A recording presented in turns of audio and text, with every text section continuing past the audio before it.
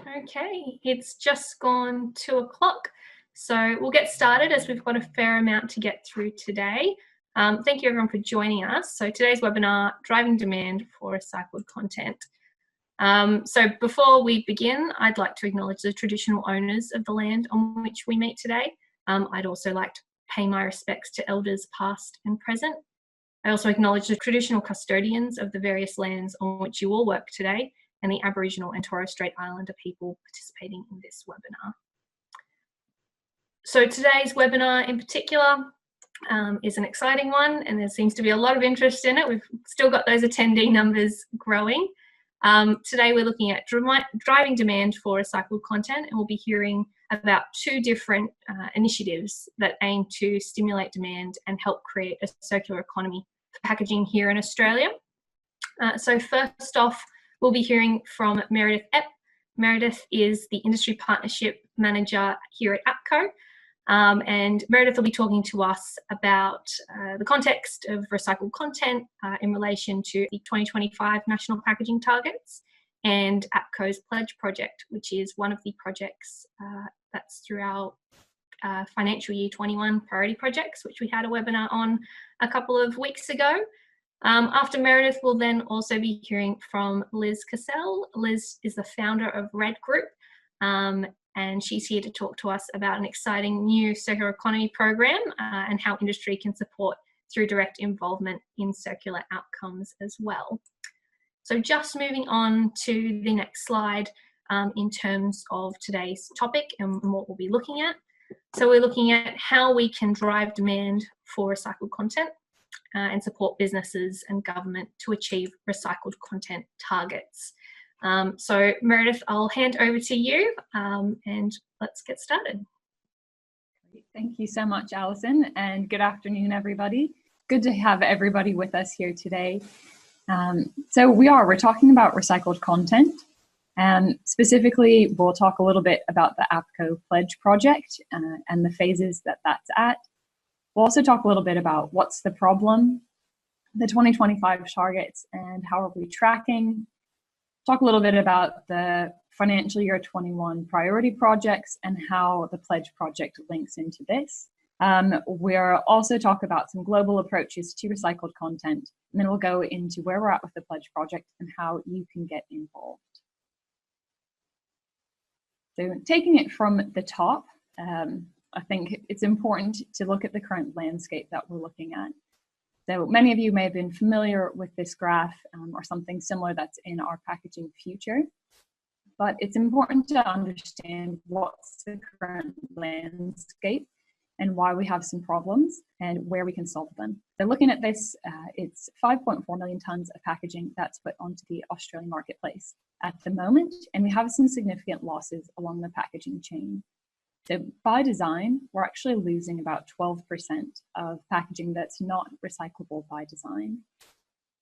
So of that packaging that is recyclable, we have about 4.8 million tonnes that could be recycled, but then we have another significant loss here. So 32% of that packaging isn't actually getting collected for recycling. And then of that, we have about 3.3 million tonnes that do get collected, but then there's another loss in the recovery process here. So at the recovery facilities, and that ends up just going to landfill.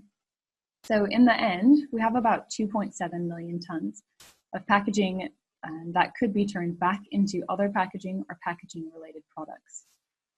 What this data tells us, if we're working to create our packaging future and to create a circular economy here in Australia, really that's simply not good enough that we're losing half of this. So something needs to be done.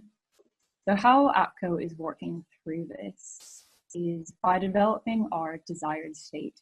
And this is by no means just an APCO initiative. I'll talk a little bit about the collective impact model and how everyone has a role to play in this space as well. But what we're working towards is this desired state, and the 2025 national packaging targets are that beacon on the hill that we can all work towards. So our first target is 100% of packaging to be reusable, recyclable, or compostable by 2025. Currently, we have about 88% of that, which is pretty good, They're looking at that design phase. Then looking at production, single-use plastics, and the phase out, and that's where those can be phased out in that second target. We have another kind of secondary target here around reuse. So 10% target around reusable, again, an aspirational target that we're working towards. And then importantly, a 70% recycled rate for plastic packaging. That's currently sitting at about 16%. And the target that we'll really focus on a lot today in today's discussion is the 50% average recycled content target. And that's across all packaging. So your primary, your secondary, tertiary, and then all the different material types as well. So we're working towards these different targets, and they have different areas in which they're most relevant along this packaging value chain. So we understand what the problem is, and there's a number of different solutions that we can implement, but how APCO works is on the collective impact model. So the collective impact model is a proven framework for delivering system changes that are dependent on complex multi-stakeholder environments. Provides a collaborative, measurable, and agile product stewardship model with the capability to engage the complete packaging impact chain and drive tangible action from critical stakeholders. APCO has successfully implemented the collective impact model to deliver the 2025 targets and address the implementation process through the document Our Packaging Future. So if we look at these different areas, you'll see everyone has a role to play in terms of reaching what our packaging future is. The packaging manufacturers and retailers, consumers, households and businesses, local councils, material recovery operators and beneficiators, and then the reprocessors. So if we want to continue to build the circular economy for packaging in Australia, we all have a role to play. And our Packaging Future document really helps to lay the groundwork in terms of where we can focus our efforts. So if you haven't had a chance to read Our Packaging Future yet, I highly recommend that you do. And in the document, it calls out these three key outcomes that are incredibly important. So outcome 1, packaging is designed for circularity. Outcome 2, improved collection and recycling systems. And where we're really focusing on today is the expanded markets for used packaging. So what we'll be talking about today relates to that 50% recycled content target and these two key strategies, 3.1 and 3.2, to help meet our packaging future. So the first one is increase recycled content in packaging. So that's a little bit what we'll be talking about with the pledge program. 3.2, the increased use of packaging materials across other products and civil construction. So that's probably where Liz will come in a little bit more, and where you can see things like bushfire affected areas that have fence posts that are made out of soft plastics or road base, other areas for those recycled content materials from packaging that have a home, and we're keeping that out of landfill.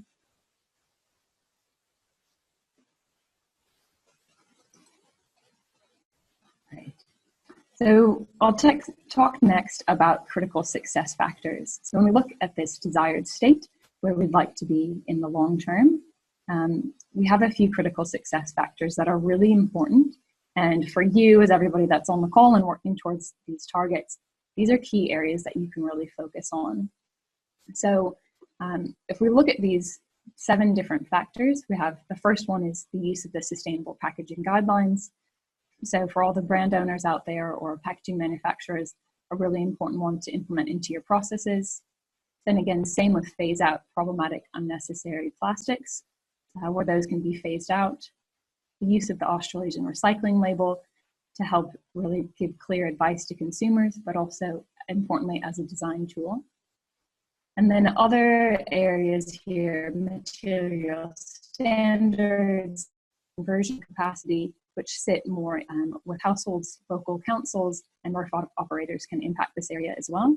And then what we'll talk about here, so number 6, market value is optimized, but also recycled content. So creating recycled content demand and having that be a really important part of driving the circular economy and creating that pull mechanism to get us to the 2025 targets.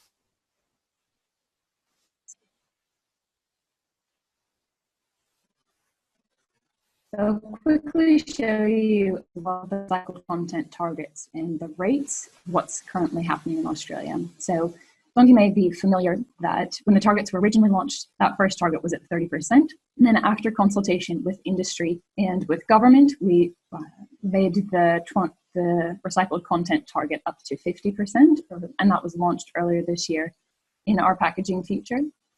So what we'll see here across all packaging is 50% is our target. The current rate is at 35%. And then we've broken that down through the specific material types to really get an understanding of where are some of those areas that might need a bit more help and a bit more focus.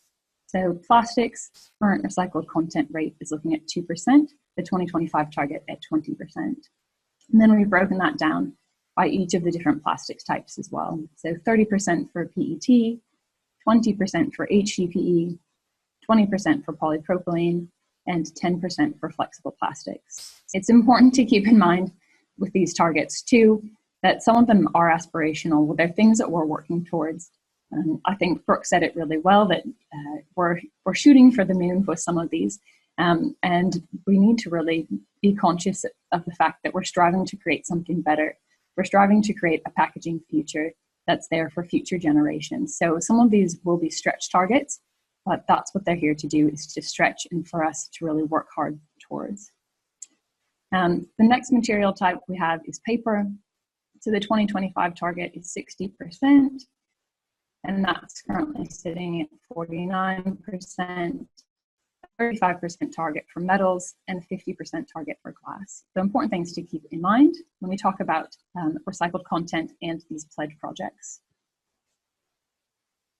So APCO is working towards creating the 50% recycled content target, and we're here to help support our members and support everyone across that value chain in terms of creating and achieving the target.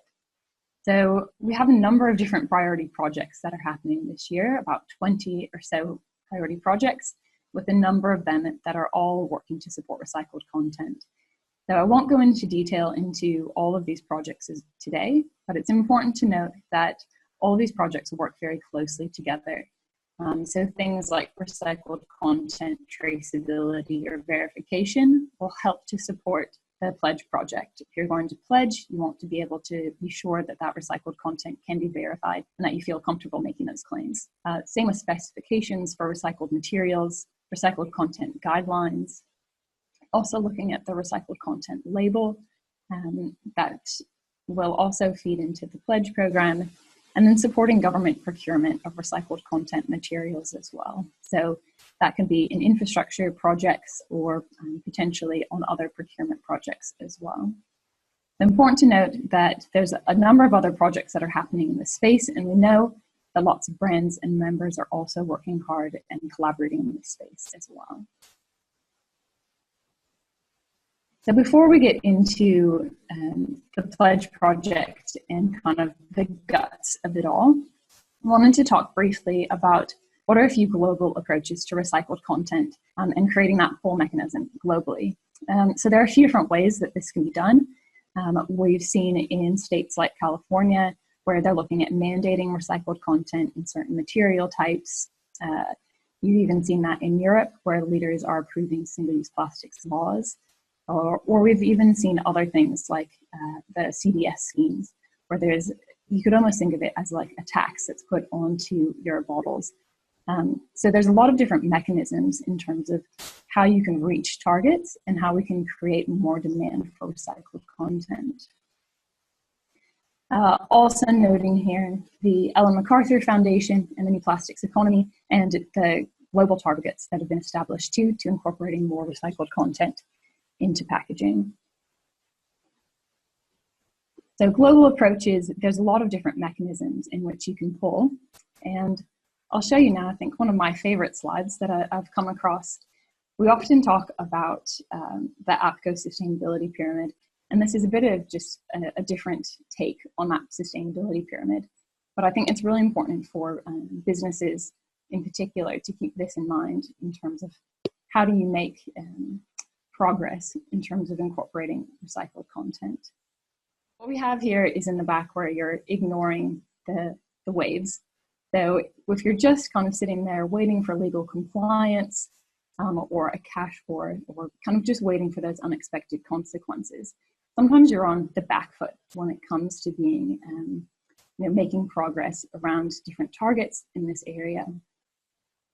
Then we look in at, you're just trying to stay afloat. Maybe there's corporate responsibility, but it's not really fully integrated into the company. You're just floating at the back of waves.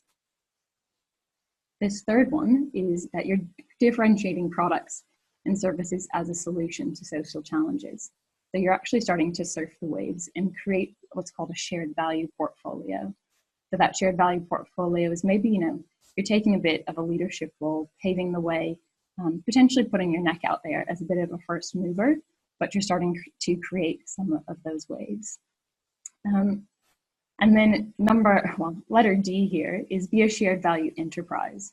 So you're catalyzing change across business and the broader sector, and you're really creating those waves and kind of putting yourself out there and establishing what some of those new markets and new contexts might be. So I know it's not always easy for everyone to be out and in the C and D and to be creating or riding your own waves. But it's just something to keep in mind, especially when you're talking kind of up the value chain or talking about this at a really high level with businesses or suppliers or even customers, that it's really important that we want to be creating that shared value, that today's markets will probably not be the same as they are next year or 5 years from now. So we need to be thinking ahead and being really proactive and progressive in this recycled content space will potentially help to future-proof your business as well. So that's my surfing lesson. I'll now talk a little bit more about the APCO Pledge project and the background behind that. So first we'll talk about the objectives and alignment with the targets, a little bit about the project phases, and then importantly, how you can all get involved. So what we're looking at here is where we've kind of gotten the brilliant idea of a pledge program, which I can certainly not take credit for myself. So this was launched under the EU plastic strategy.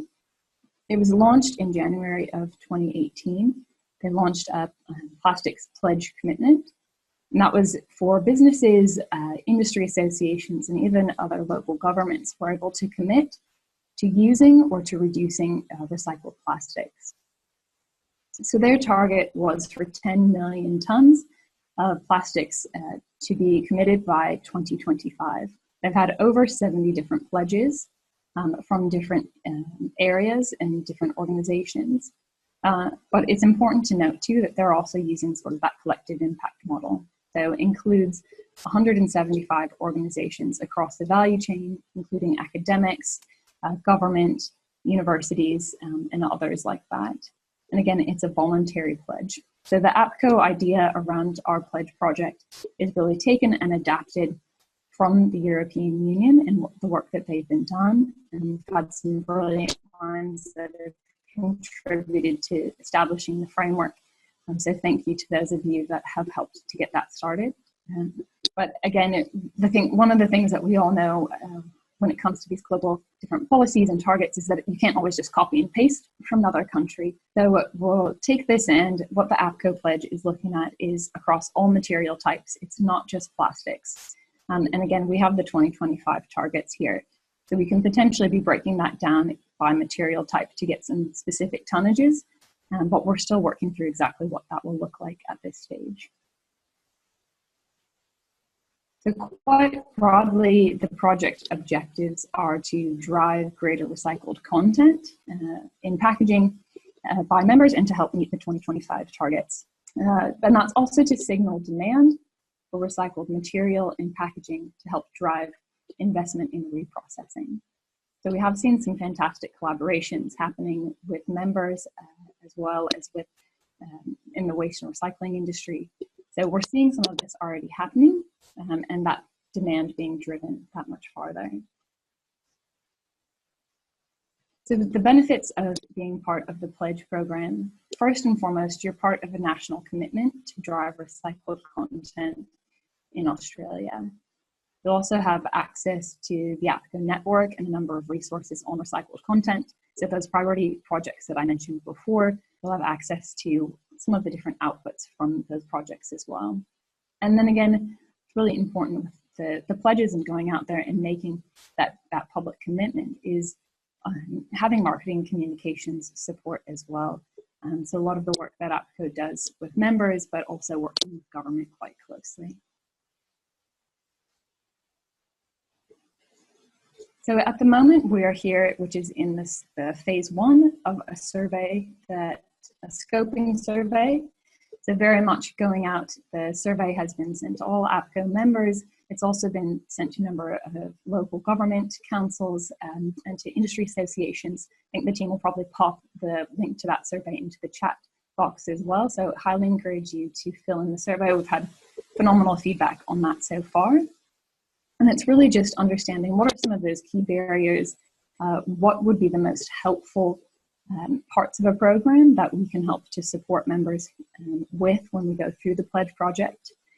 And then we'll go into a second survey, so that will be opening in early September, sending out the pledge survey, and that one will be a bit more detailed. So that will go to those who indicated they would like the second survey after filling in the first one, and that will be asking much more detailed questions around what types of materials would you be interested in pledging to, and potentially what are some of those volumes and tonnages that you would be interested in pledging as well.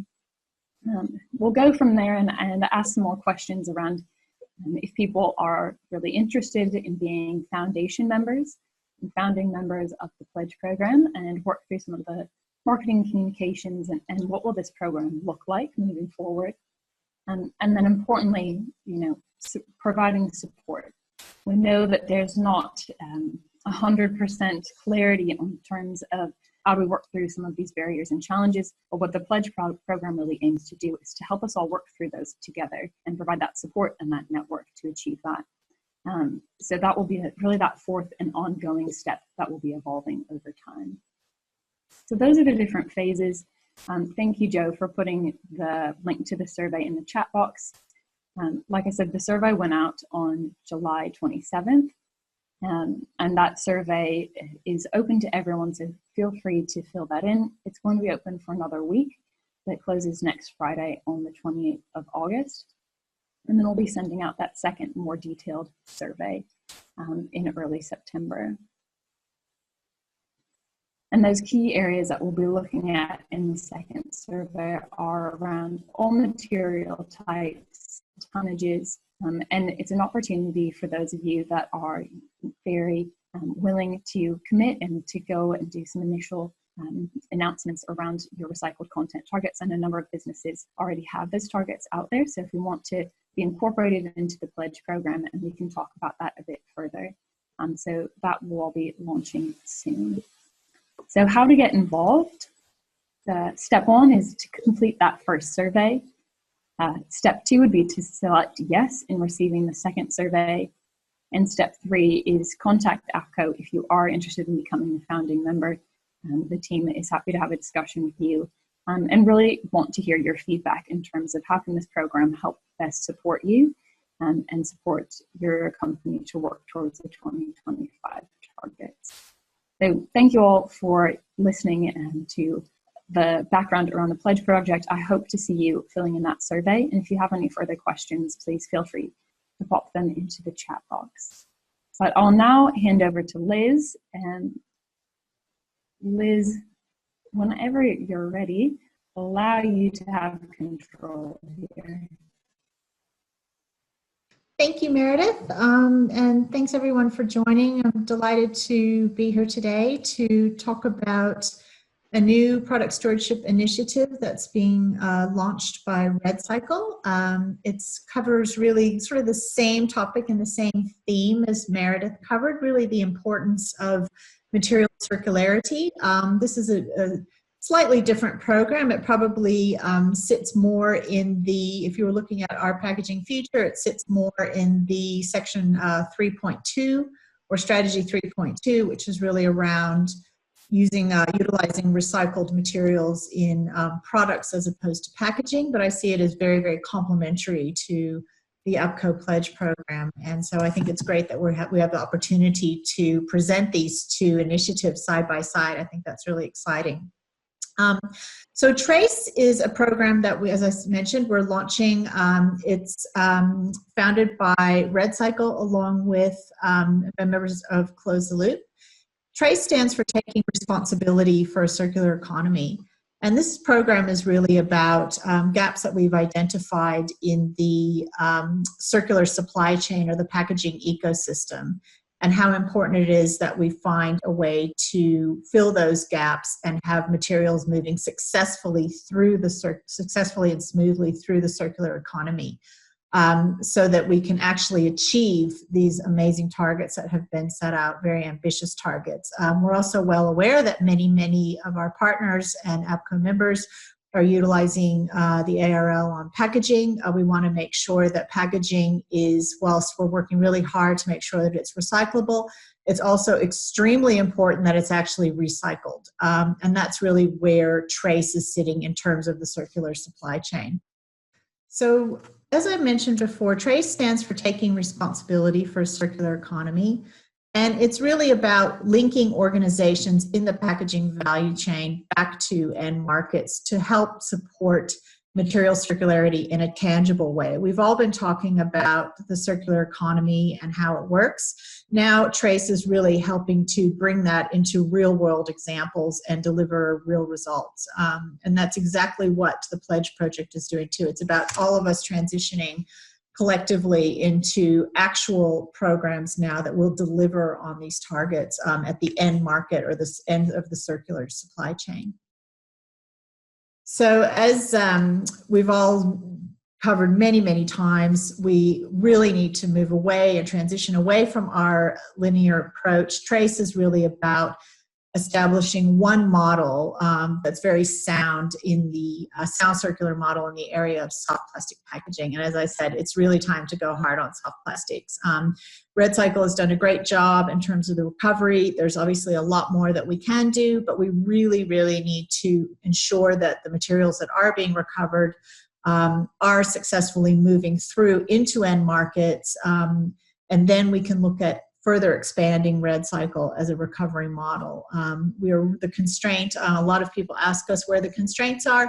And as I said in a previous APCO webinar around the challenges and the opportunities, the constraints are really in material pulling through to end markets and end market demand. So that's where TRACE sits. And we hope that this program will help to achieve some of those pull-throughs and really tear down those barriers that we've got now.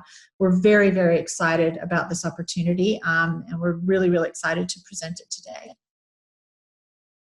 So if we talk about the packaging value chain, and as it says in our packaging future, it is very large and complex for the ecosystem.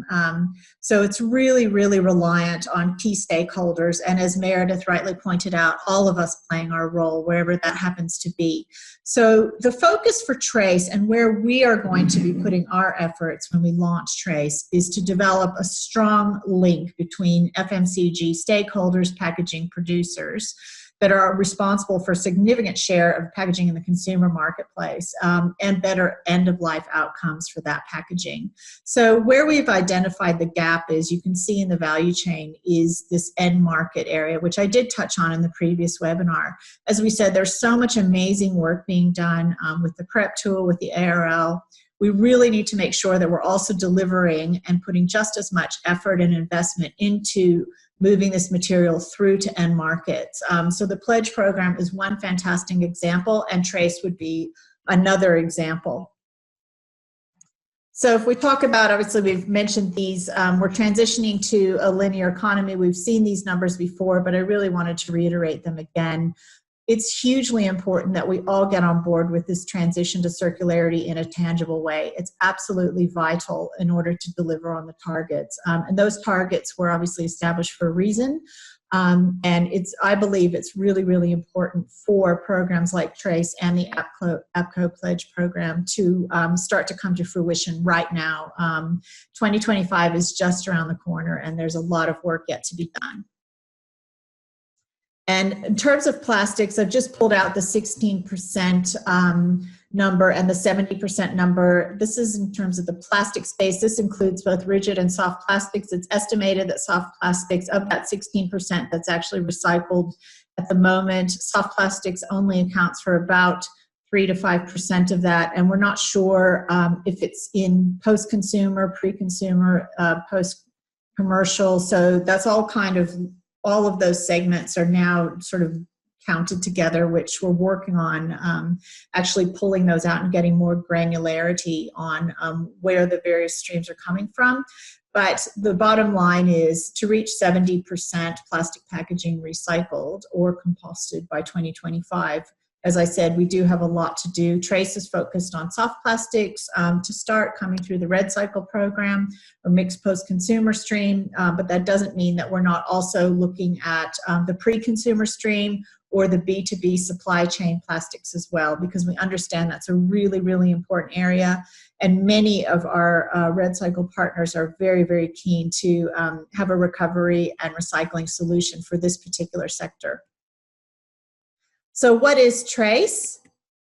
Trace is a few things. It's a product stewardship platform that's driving material through the packaging supply chain, as I mentioned.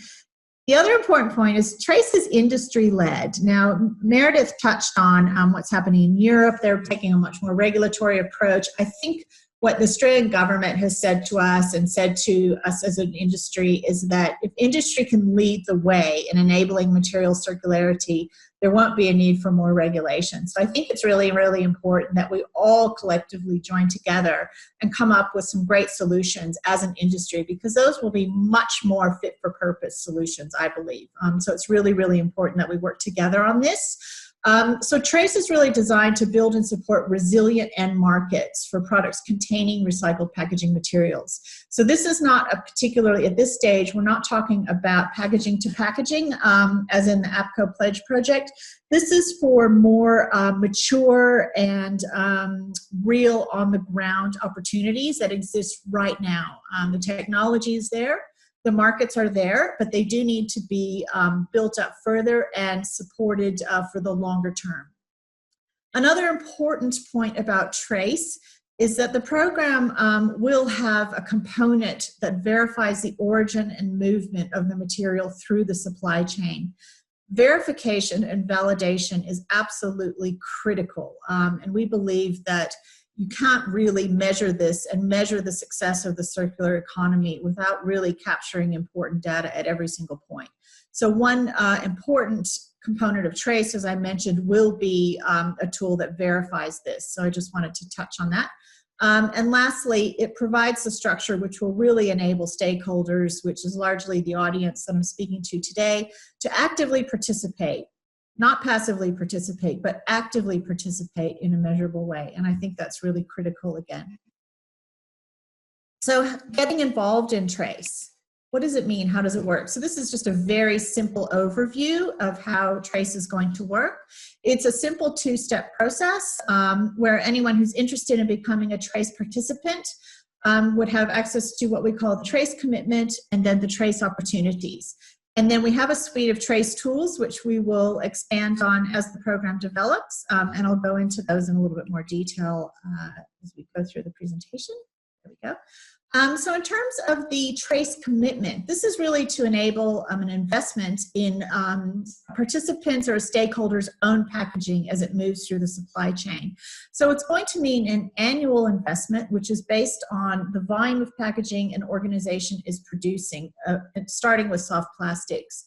This is going to be established through a self-reported tiered structure. So we're counting on Trace participants, which are organizations like yourselves, to report on where you sit in the packaging tiered structure that we'll be putting forward in terms of your contribution each year, because we really want to make sure that this actually has a tangible and meaningful result, that it's not just about buying a few recycled plastic products and your job's done. We actually need, in order to deliver on these 2025 targets, it's absolutely vital that we all as an industry step up and really look at our contribution to pulling material through to end markets and link it back to the actual volume of packaging that we're generating. It's highly important that those are linked. There's been a real disconnect up to this point, and this is one of the key components of trace, is to link these back up again. So we really want to have organizations invest by bridging a cost gap between recycled content products in order to allow them to competitively enter the market and become widely adopted options, with the goal of eventually transforming entire value chains. So again, we don't want organizations to be involved in trace in a token way. This is going to be a meaningful and long-term participation. And what I mean by that is we're all working together to transition to circularity.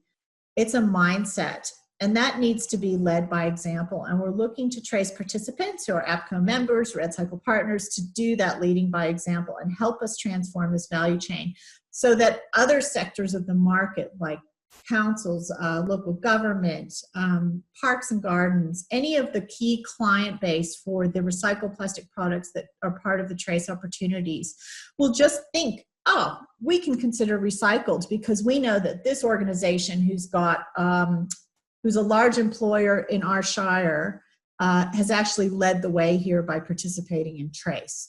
So it's really about all of us moving together as one and transforming these value chains. So a couple of trace opportunities that I wanted to mention. The purpose of trace, as I said, is to move plastic, soft plastic, through the supply chain successfully into end markets. And one of the most exciting parts is we're going to be pulling together trace opportunities constantly. So we're working on R&D all the time, and we'll be able to bring new opportunities to utilize these materials to trace participants on a regular basis. And they can pick and choose which opportunities are most suited to either their circular strategy, their sustainability goals, their internal commitments, their community investment portfolio, wherever they see a great fit in terms of the trace opportunities, what really resonates with each organization. So I'll kick off with the 1,000-kilometer toner plus challenge, which I'll talk about in a minute. But some of the other trace opportunities that we have ready right now are community and school garden beds containing red cycle plastic from our partners at Plastic Forest, agricultural recycled fence posts, which are currently in the process of being donated out to bushfire affected communities, but they could be fantastic for any farms. This is also coming from our partners at Plastic Forest.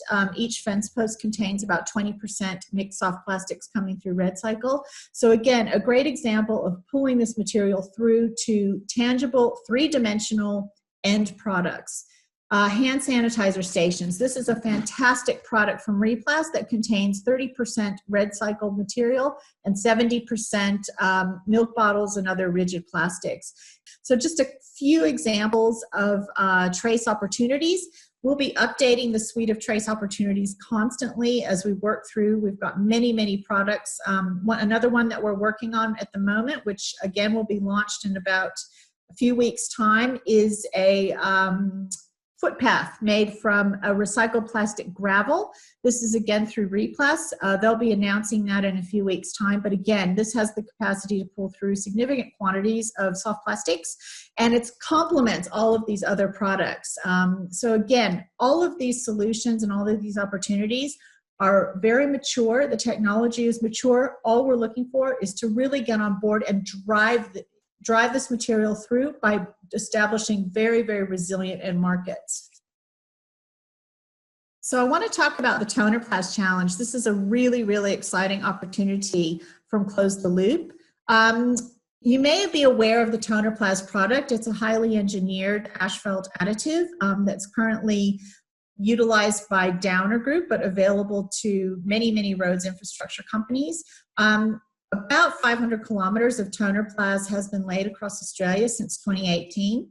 It contains, the Toner Plus product contains about 40% red cycle material. It's the biggest pull through of red cycle material at the moment, and we've got a very, very strong relationship with Close the Loop. and we're working very, very closely. So one of the exciting opportunities is the launch of the Toner Plus Challenge. And this was really inspired by the Soft Plastics Challenge that everyone got on board with. So now that everyone's jumped on board with the Soft Plastics Challenge, and we saw lots and lots of people dropping off their soft plastic through RedCycle, and we saw quite a bump in actually RedCycle volume. Could it be driven by the Soft Plastics Challenge? Okay, that's great. Everyone's really raised awareness for RedCycle, dropped off their soft plastics. That's fantastic. Now what? Now where are we going to put this? Well, this is a great way to pull through about 9 months worth of RedCycle plastic. If we can commit to collectively all of Australia coming together and achieving the result of 1,000 kilometers of the Toner Plus product laid on roads across Australia. So this is something that's being launched formally by Minister Lee next week. So we're really, really excited about that. We just wanted to give you a little bit of a heads up that that will be launched next week. So we encourage everyone to participate. Go on to the Toner Plus Challenge website, which I believe Joe has shared, and I have in another slide, because this is one example and a huge example of how all of us can come together to help utilize materials into not a waste stream, but into a practical product that can actually pull through significant tonnage. So just to give you an example, if 100 councils across Australia, and there's over 500 councils, but if only 100 committed to just 10 kilometers of Toner Plus in their roads, that would pull through over 600 million pieces of consumer soft plastic. So this is a great example, and this is exactly why Trace exists, to offer these opportunities to the market, to Trace participants, to organizations like yourselves, to help show you what is possible if we can all get on board. So we really encourage everyone to please get involved in the Toner Plus Challenge. There's an opportunity for every part of the market, from consumers to brand partners to councils, obviously, because they're going to be purchasing these roads. And I can't say enough about how excited we are that this is launching next week. So our call to action for industry. Industry can directly support the 1,000 kilometer Toner Plus Challenge, and that's through a subsidy for each ton of Toner Plus. And that, again, going back to the point I made about Trace commitments before, it would help bridge the gap. So the cost to a council would be the same price as standard asphalt. For example, a $10,000 commitment would facilitate just over 40 kilometers of Toner Plus roads and pull through over 100 tons of soft plastic. So this is a fantastic opportunity to demonstrate what's possible. Hoping to achieve the 1,000 kilometers in about 12 months' time, which would be very exciting. And we will keep everyone updated on the progress of the 1,000 kilometer challenge. And yeah, so we're really, really encouraging everyone to join. It will be launched by Minister Lee next week. So really, really excited about that opportunity. Here's the website, 1000kilometerchallenge.net. And Joe has shared it as well. We really encourage everyone to go to the website and have a look. There's a fantastic video of RedCycle material actually going through the line at Close the Loop to come out as Toner Plus. And again, really, it's about tangibility, and it's so important that we all get on board. Obviously, government is the key market here, but we need to give lots and lots of encouragement and support, and as I said, lead by example. So this is a perfect way for Trace to kick off as a program, because again, this is a fantastic opportunity to pull through significant amounts of RedCycle material and post-consumer packaging. So in summary, what is Trace? As I said, it's a product stewardship initiative developed by RedCycle to drive material circularity where that gap in the supply chain is that I mentioned. It's a measurable system. Everything really isn't valuable until it's measured and verified, and any of this progress absolutely must be measured. So that's going to be a key component of Trace, which is really, really important. And it is one pathway of many that I believe need to exist to fulfill these 2025 targets. I think it's highly complementary to the APCO Pledge project and any other project that's going to be launching in the next, hopefully, near future to help deliver on these targets. It's extremely important that we start to focus on how are we going to tangibly and practically deliver so that these targets can be met. And lastly, this is a way for all of us to take responsibility for circular economy. There's an email address there if you'd like more information about Trace. We would be delighted to hear from you. And if you have any questions, feel free to reach out or email us later. And we want to thank APCO for this opportunity. We're delighted to have the support of APCO, as well as the support of all of the viewers who have joined the webinar today. So thank you so much. Thank you, Liz. And thank you, Meredith, as well. So thank you to both of you for those presentations. I think two very exciting programs, the Trace program and the Pledge project. And we've seemed to have a lot of interest, which is great. Lots of questions coming through in the chat box and in the Q&A. So I might start with you, Meredith, if you're happy to take the first question. When you were speaking about our packaging future earlier, you mentioned the 2025 national packaging targets, and in particular, obviously, the 50% average recycled content target. So we had a question from Kat, who's asked, why are we only aiming for 50% recycled content and why not higher? Awesome. That's a great question, Kat. And just off the back of Liz's presentation, want to commend you, Liz, on the ambition and the drive. I think before diving into your question, Kat, it's really important for us to take a look back at 10 years ago when Red Cycle was first introduced to Australia, and now you've collected over 1 billion pieces of plastic last month with coal. So thinking about how an individual can kind of drive substantial change and that we all have the power to do that. I think Liz is a prime example of how that's really been demonstrated. So it's exciting to see the Trace initiative coming to light, and I think seeing that momentum that will continue to carry on. So great question, Kat, because we want to be as ambitious as possible.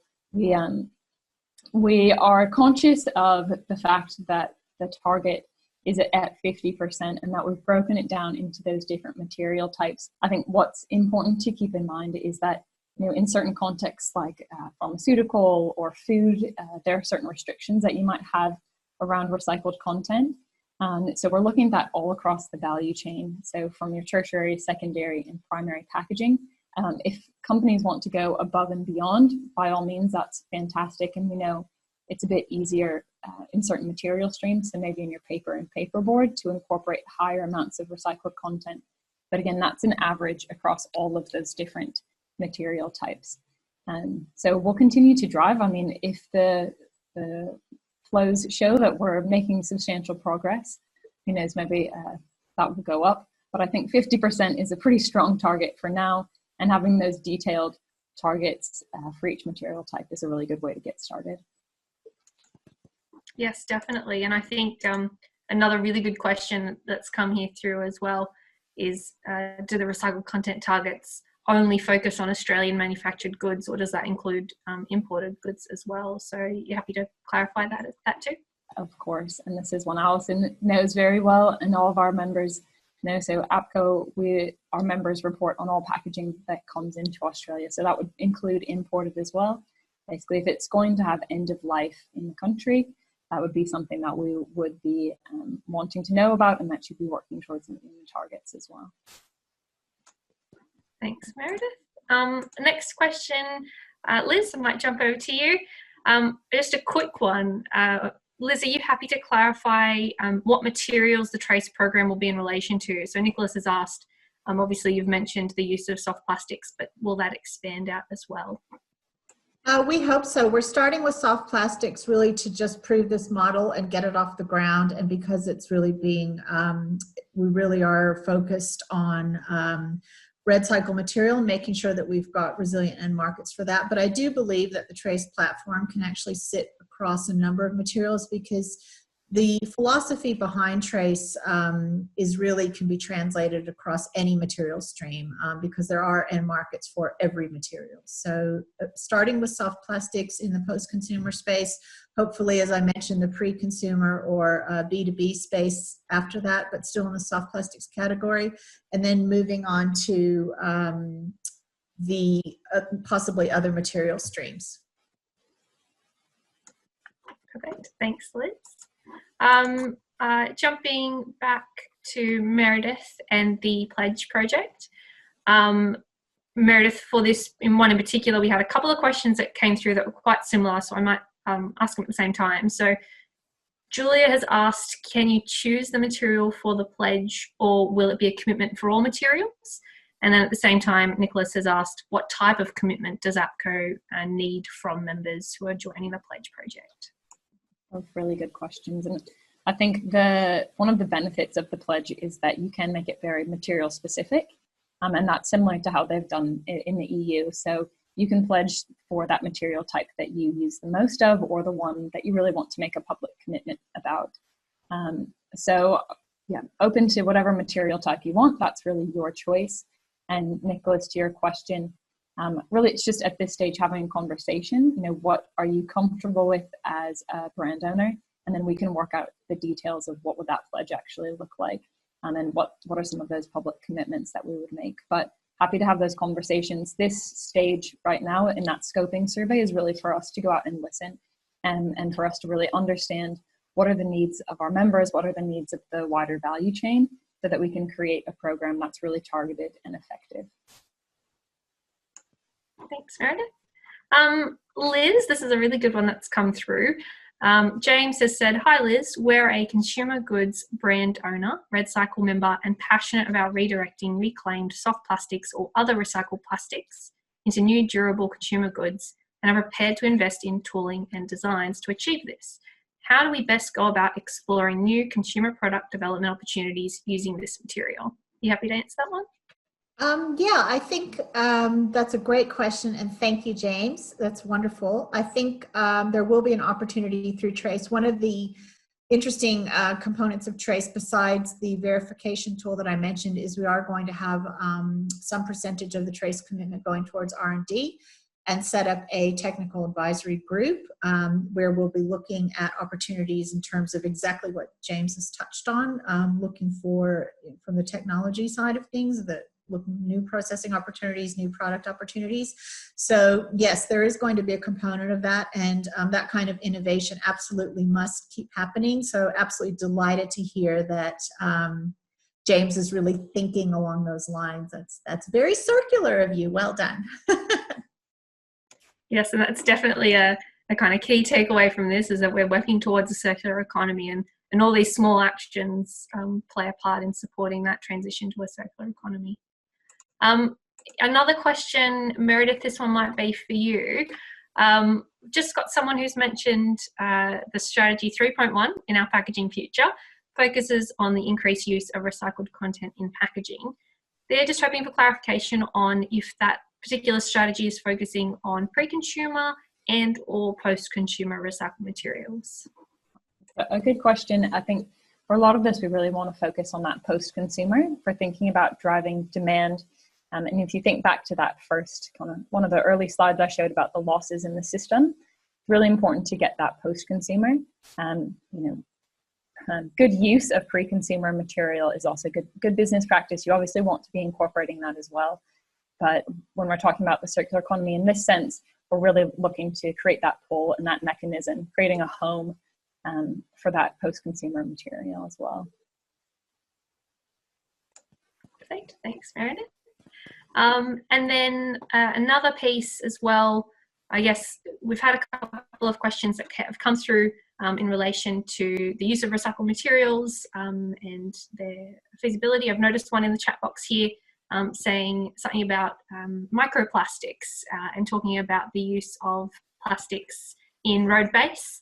So Liz, I know you mentioned the 1,000 kilometres challenge, and that's obviously including the use of soft plastics within the material. I know we touched on it a couple of weeks ago when we had a webinar on soft plastics. Pretty happy to provide just a brief explanation, I guess, into terms of the work that's gone into that space for that environmental concern there. Thank you very much, Alison. In terms of the issues of environmental impacts of the Tonoplast product in roads, I would definitely direct any queries straight to Steve Morris or Pete Tamlin at Close the Loop. But I can say that the Tonoplast product has just recently received the New South Wales EPA order and exemption particularly around microplastics and leachate, and it turned out that it actually was far above even the standard for drinking water in terms of microplastics. I think because from a technical perspective, the plastic is really bonded, so there's really no evidence of microplastics in this particular product. Thanks, Liz. And yes, I will just say, if anyone has missed any of the previous webinars, including one which Liz very kindly presented on in soft plastics along with Sam from Plastics Police, they did touch on the use of soft plastics in road-based as well. So I am just conscious of the time.